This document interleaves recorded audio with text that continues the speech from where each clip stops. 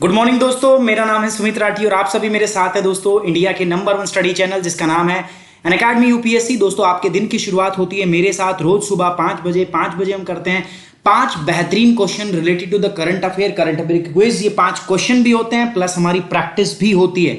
तो पहला तो हम 5 टॉपिक तैयार कर पाते हैं और दूसरा हम कर पाते हैं दोस्तों आपका क्या 5 अच्छे टॉपिक और 5 अच्छे क्वेश्चन उनसे जुड़े हुए। चलिए स्टार्ट करते हैं आज की जर्नी। तारीख है 3 जून और समय है मॉर्निंग 5 बजे। चलिए मेरे साथ शुरू करते हैं आज की करंट अफेयर क्विज। दोस्तों ये करंट अफेयर की जो क्विज हम करने वाले हैं यूपीएससी सीएसई 2020 और 2021 के लिए बहुत इंपॉर्टेंट रहने वाली है। सुमित 10 यहां पर मेरा कोड है, आप इस कोड का इस्तेमाल कर सकते हो to get 10% extra discount on Unacademy. और आपको पता भी है दोस्तों हमारा प्रोग्राम जो है स्टार्ट हो गया है। सो जल्दी से जाइए दोस्तों और इस कोर्स को अपना सब्सक्राइब कर लीजिए। जिन बच्चों के पास अनअकैडमी सब्सक्रिप्शन है वो जाएंगे और आज ही इस कोर्स को एनरोल करेंगे। ये लाइव हो चुका है। और जिन बच्चों के पास अनअकैडमी सब्सक्रिप्शन नहीं है और वो ज्वाइन करना चाहते हैं दोस्तों, वो ज्वाइन करना चाहते हैं, वो चलना चाहते हैं अपनी सफलता की सीढ़ी की तरफ एक कदम रखना चाहते हैं दोस्तों, आइए मेरे साथ जुड़िए। मिशन आईएएस के तहत मैं एक नया प्रोग्राम लेके आया हूं 2021। ये 20 और 21 दोनों के बच्चों के लिए बहुत हेल्पफुल होने वाला है। वर्ल्ड ज्योग्राफी का कोर्स मैंने स्टार्ट कर दिया है दोस्तों। It will start from the 5th of June Friday से। एक भी क्लास मिस नहीं करनी। आप बात समझ रहे हो, एक भी क्लास मैं नहीं चाहता आप लोग मिस करो, इसलिए 5 जून से तैयार हो रहा है दोस्तों हमारा एक कोर्स। आइए इस कोर्स में एनरोल कीजिए और मैं आपको दोस्तों वो एक्सपीरियंस दिलाऊंगा जो ना तक हुआ है अभी तक ना होगा। This will be the best ever, world की दुनिया की बेस्ट क्लास आपकी होने वाली वर्ल्ड ज्योग्राफी की। सो गाइज फटाफट इसको शेयर भी कर दो, बाकी लोगों के पास आग की तरह फैला दो और सभी को पता होना चाहिए कि कोर्स अपना स्टार्ट हो गया है and they must come and join this course. Sumit 10 मेरा कोड है दोस्तों, इसका इस्तेमाल कर सकते हो to get the 10% off on Unacademy. आप जानते हो एज प्रोग्राम स्टार्ट किया था, अब ऐसे ही हमने प्रोग्राम स्टार्ट किया दोस्तों, क्या आपका वर्ल्ड ज्योग्राफी का प्रोग्राम हमने स्टार्ट किया है मिशन आईएएस बैच के तहत में। चलिए दोस्तों सो इसको हम एक्सटेंड कर रहे हैं, बाकी बढ़ा रहे हैं। बाकी सक्सेसफुली मैं बता दूं हमने फिजिकल ज्योग्राफी कंप्लीट कर लिया, प्लस फिर इंडियन ज्योग्राफी कंप्लीट कर लिया, इकोलॉजी कंप्लीट कर लिया। ये मैं क्यों बता रहा हूं, ये मैं इसलिए बता रहा हूं ताकि आप कल को प्लस पे आते हो तो ये सारे कोर्सेज वहां पर आपको अवेलेबल मिलेंगे। आपको बिल्कुल टेंशन लेने की जरूरत नहीं है, इतने कोर्सेज वहां ऑलरेडी मैं करा चुका हूं, वहां पर ऑलरेडी अवेलेबल है। चलिए तो दोस्तों कोई भी अनअकैडमी का कोर्स आप परचेज करना हो, आप सिंपली क्या यूज करेंगे, आप कोड यूज करेंगे सुमित 10। आज का पहला सवाल, national artificial intelligence portal of India. Bharat सरकार ने अभी नेशनल आर्टिफिशियल इंटेलिजेंस एक एआई पोर्टल जो है अभी वर्तमान में लॉन्च की है। क्या है यार इस पोर्टल का पूरा, आप देखते हैं थोड़ा इसके बारे में क्या क्या इंपॉर्टेंट है क्या नहीं है। Consider the following statement regarding the national artificial intelligence portal of India. National artificial intelligence of India portal के बारे में कुछ कथन दिए गए हैं, आपको विचार करना है और बताना है। ये कह रहा है it is a platform aim to empower the young student of India with relevant artificial intelligence skill sets to make them digitally ready for the future. ये एक ऐसा मंच है जिसका उद्देश्य प्रशासनिक इकाई कौशल सेट के साथ, मतलब आर्टिफिशियल इंटेलिजेंस के साथ भारत के युवा छात्रों को सशक्त बनाना है ताकि भविष्य में उन्हें डिजिटल रूप में तैयार किया जा सके। बेसिकली हम चाहते हैं कि आर्टिफिशियल इंटेलिजेंस में वो लोग मजबूत हों ताकि इन द फ्यूचर जब भविष्य में आएगा तो उस समय वो कंप्लीटली रेडी हो दोस्तों for the digital India, digital Bharat के लिए वो रेडी हो। It will be jointly run by the National E-Governance Division of Ministry of Electronics and IT and Intel India with the support from the Department of School Education and Literacy। दोस्तों ये तो आज पढ़ाया था मैंने, sorry कल की yesterday class में हमने देखा था। सो ये वो नहीं था जो हम बात कर रहे थे, ये अलग प्रोग्राम है, वो अलग प्रोग्राम है। ये मिनिस्ट्री ऑफ इलेक्ट्रॉनिक्स ने नास्कॉम के साथ मिलकर किया है। तो सेकंड स्टेटमेंट आपका गलत हो गया, फर्स्ट स्टेटमेंट आपका बिल्कुल सही है, मैं मना नहीं कर रहा। तो दूसरा स्टेटमेंट जो है दोस्तों आपका वो क्या है दोस्तों, आपका गलत है। ठीक है, सो चलते हैं सही sorry neither one nor two, दोनों स्टेटमेंट, दोनों के दोनों स्टेटमेंट क्या है दोस्तों आपके गलत हैं।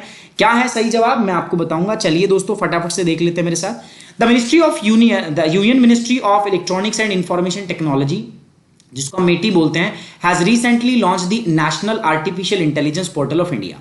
केंद्रीय इलेक्ट्रॉनिक्स और सूचना प्रौद्योगिकी मंत्रालय ने हाल ही में राष्ट्रीय कृत्रिम बुद्धिमत्ता पोर्टल को लॉन्च किया है। इसका नाम है national intelligence artificial intelligence portal, और ये दोस्तों मेटी के साथ साथ आपका किसका इनिशिएटिव है, नास्कॉम, ठीक है, नास्कॉम का इनिशिएटिव है ये।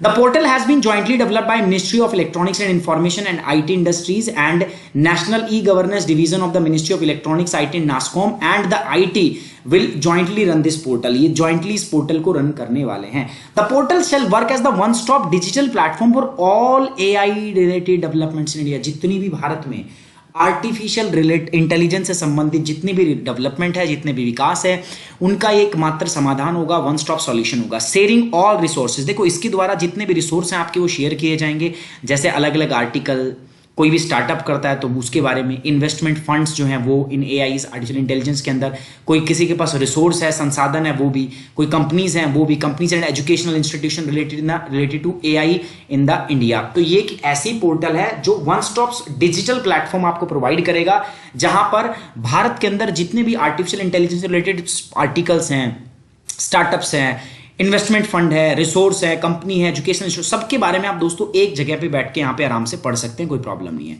The portal will also share document, case studies, research report etcetera. Portal दस्तावेज, केस स्टडी, शोध रिपोर्ट आदि को भी साझा करेगा आपके साथ। It has section about learning and new jobs roles related to AI.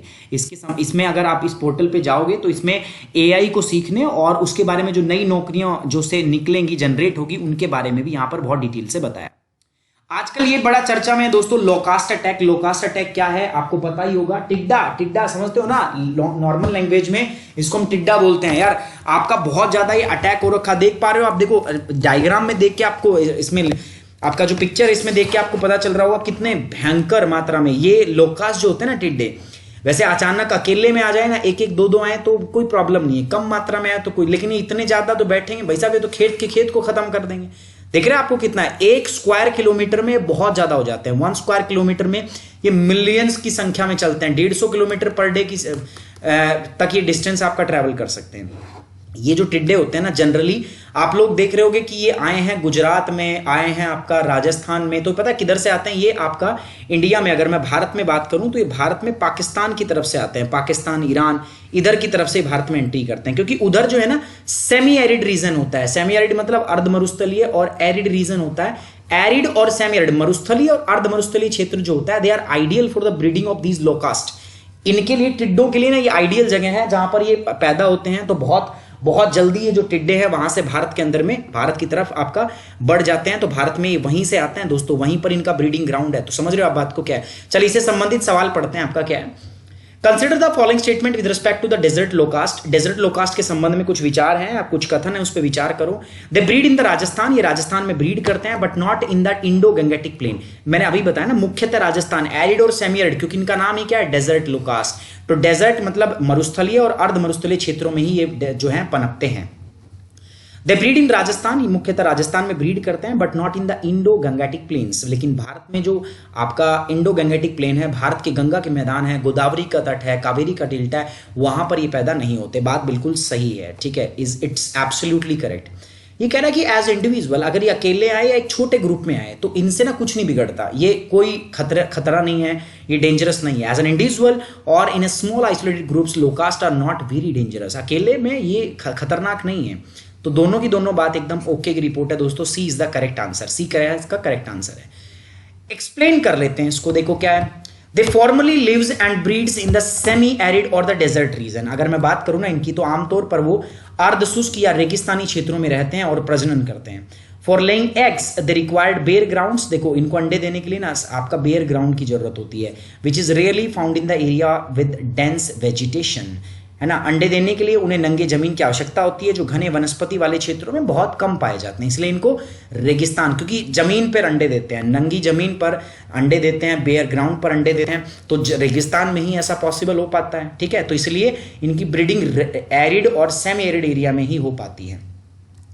They can breed इन राजस्थान, राजस्थान में ब्रीड कर सकते हैं क्योंकि राजस्थान में एरिड भी एरिया है और आपका कैसा है दोस्तों, सेमी एरिड एरिया भी है ना।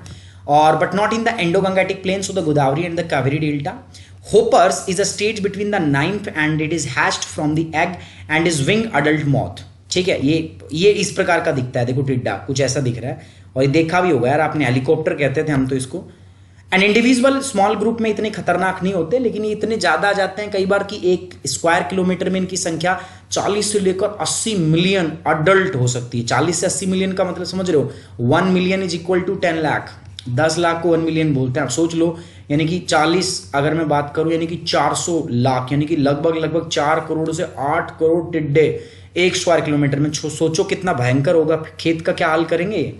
Large scale breeding happens only when the condition turns very favourable. देखो जनरली क्या होता है ना, ये जो एरिया मैं बता रहा हूँ ना आपका ईरान वाला है ना, जो आपका पाकिस्तान का खैबर पुख्तून, ये जो इलाका है, कजाकिस्तान आपका अफगानिस्तान, ये जो इलाका होता है, ओमान, सदर्न ईरान, ये बेसिकली क्या होता है ना, इनमें मार्च और अप्रैल के अंदर में थोड़ी बहुत अच्छी सी बारिश हो जाती है, मार्च में और अप्रैल में दे रिसीव रेनफॉल। अब उसके बाद में इनको ब्रीडिंग ग्राउंड मिल जाता है, इनको आइडियल कंडीशन मिल जाती है ब्रीड करने के लिए, तो अंडे वंडे दे देते हैं और बाद में ये इधर इंडिया के अंदर अटैक करते हैं। लोकास्ट अटैक जो आपने सुना था, तो अभी डेजर्ट लोकास्ट अटैक हुआ है हमारे यहाँ पे, और ये आते कहाँ से, Yemen, Oman, southern Iran, Pakistan, Balochistan, Khyber Pakhtunkhwa, यहीं से आते हैं अपने यहाँ पे।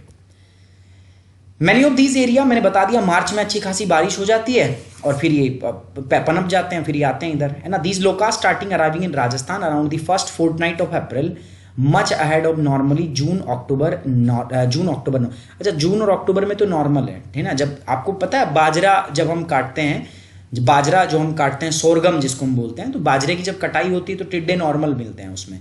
लेकिन ये अभी इस टाइम पे टिड्डों का ना ये मतलब समझ रहे हो, थोड़ा सा सही नहीं है, मतलब ये अपने टाइम से पहले ही इतना आ रहे हैं। अप्रैल के अंदर, जून और अक्टूबर के बीच में, जुलाई और अक्टूबर के बीच में तो नॉर्मल है, बट ये अभी आना थोड़ा सा क्या है दोस्तों, ये एबनॉर्मल सिचुएशन है।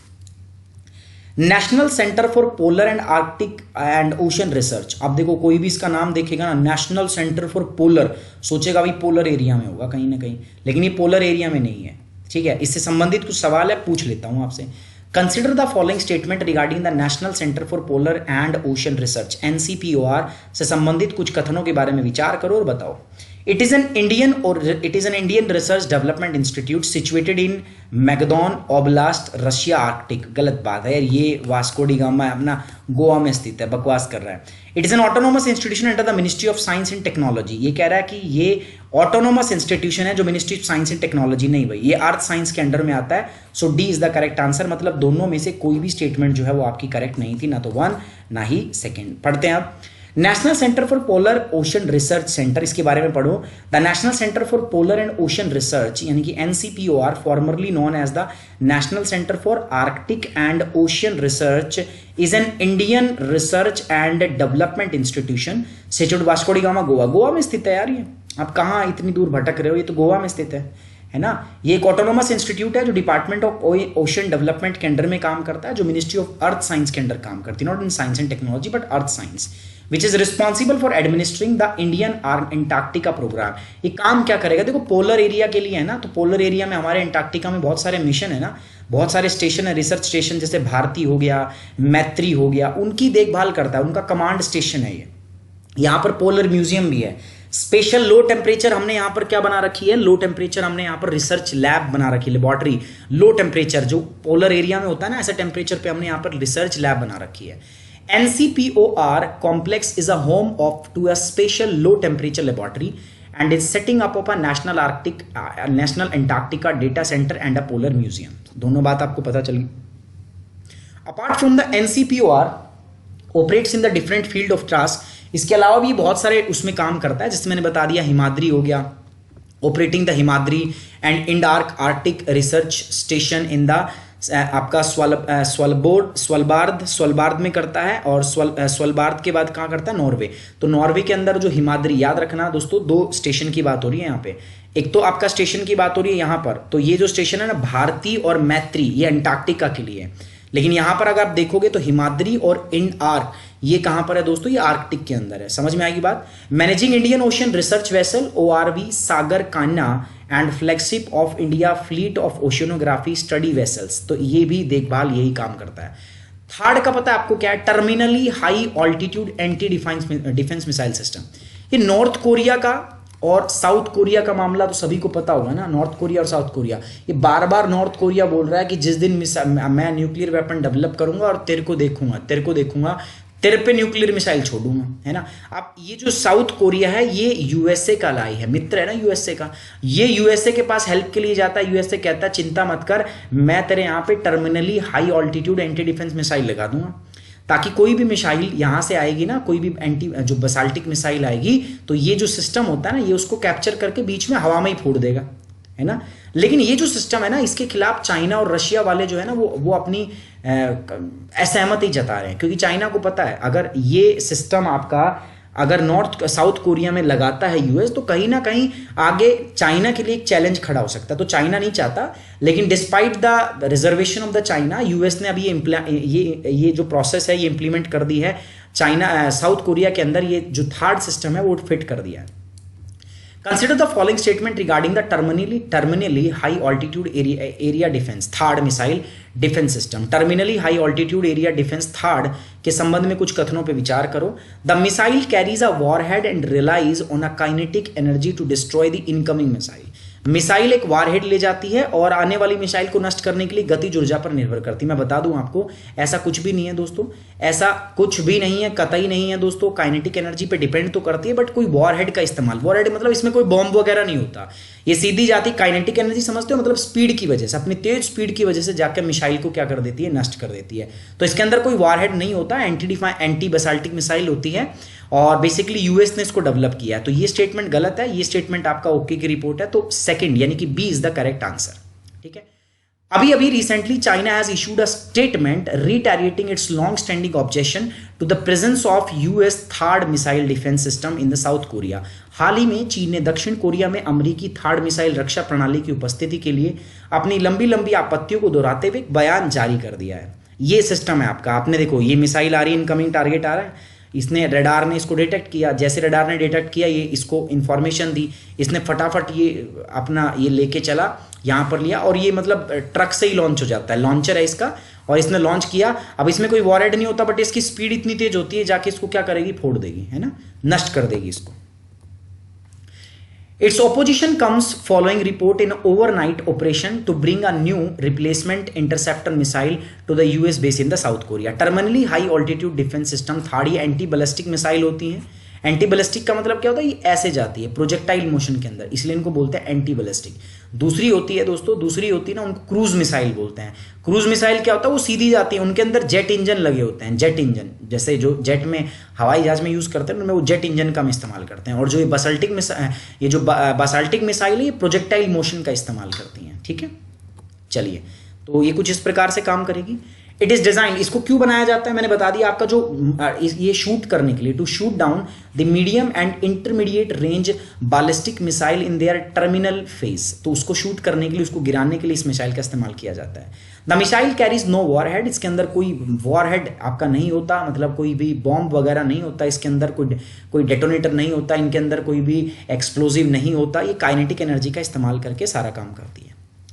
Kinetic energy hits maximize the risk of exploding conventional warhead basaltic missile and nuclear tipped basaltic missile will not detonate upon a kinetic energy hit। एक गतिज ऊर्जा हिट करती है ना, तो जो पारंपरिक जो आपकी कन्वेंशनल वॉरहेड हैं वो आपके क्या हो जाते हैं, डिस्ट्रॉय हो जाते हैं। US and South Korea agree to deploy third, US और साउथ कोरिया के बीच में एग्रीमेंट है किसके लिए, थर्ड को इंप्लीमेंट करने के लिए। क्यों, क्योंकि बार बार यार नॉर्थ कोरिया से न्यूक्लियर अटैक के थ्रेट आ रहे हैं, वो बार बार बोल रहे हैं हम न्यूक्लियर अटैक करेंगे, न्यूक्लियर अटैक करेंगे, तो इस वजह से ये प्रॉब्लम है। ठीक है,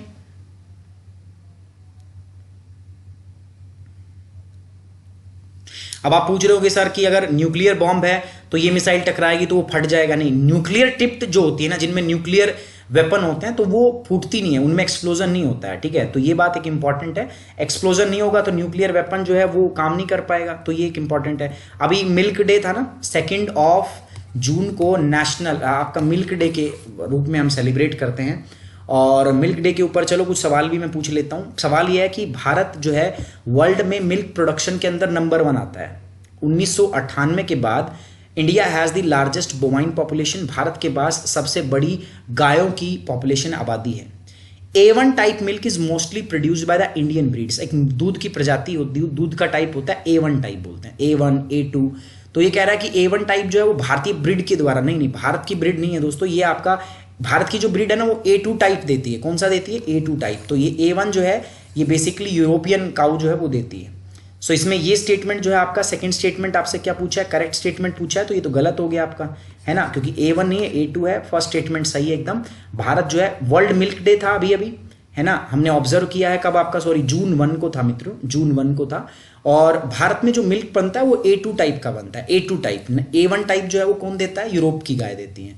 और भारत जो है एक मेजर वर्ल्ड में एक लीडिंग मिल्क प्रोड्यूसर है, दुनिया में हम सबसे आगे हैं।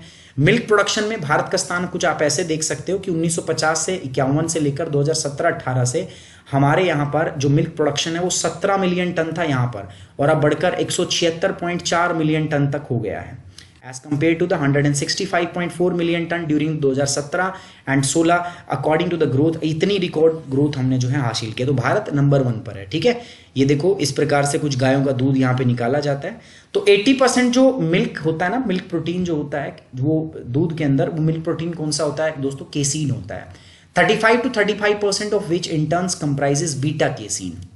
Milk containing A1 beta casein is the time of the digestion. जो A1 टाइप होता है ना, A1 जो हम बात कर रहे हैं अभी A1 टाइप का, A1 A2, तो A1 टाइप में क्या होता है पता है आपको? A1 टाइम जो है जब वो डाइजेस्ट होता है ना स्मॉल इंटेस्टाइन में, तो वो एक बायो एक्टिव पेप्टाइड रिलीज करता है जिसका नाम होता है आपका बीटा कैस्मोमोर्फिन 7, जिसको हम BCM7 बोलते हैं। ये A1 वाला जो मिल्क है ना उसमें रिलीज होता है आपके इंटेस्टाइन, स्मॉल इंटेस्टाइन में, और जो A2 वाला है वो ही नहीं करता। तो ज्यादातर जो भारत की और अफ्रीका की गाय है ना वो A2 टाइप मिल्क देती है।